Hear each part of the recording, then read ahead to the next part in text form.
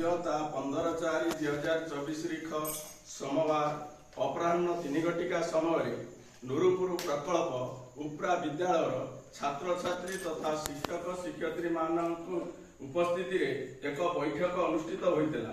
उक्त बैठक में विद्यालय प्रधान शिक्षक शिशिर कुमार राय अध्यक्षता करते।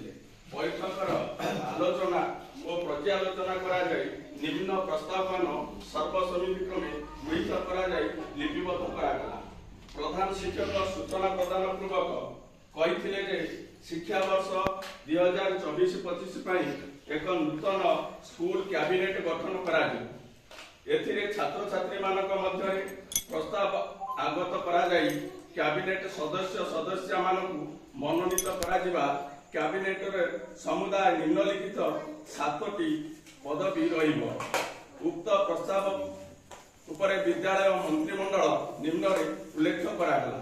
विद्यालय कैबिनेट विवरण मल्लिक 8म श्रेणी छात्र मुख्यमंत्री,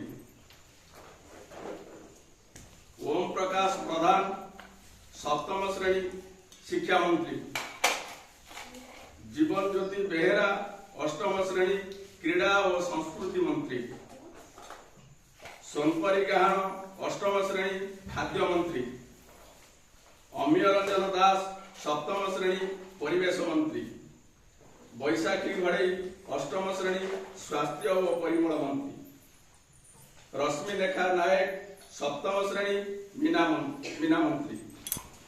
यहाँ पर प्रधान शिक्षक श्री राय प्रत्येक मंत्री मानक सेमानकर दायित्व संबंध में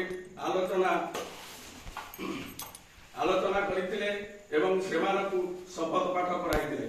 सर्वशेष समस्त को धन्यवाद अर्पण करा जाई सभा संग करा जाइथिला। आज आम विद्यालय तरफ जो कमिटी गठन होला समस्त सबु पिला गुरु दायित्व आम वर्तमान समस्ते हाथ बढ़ाई शपथ नवा।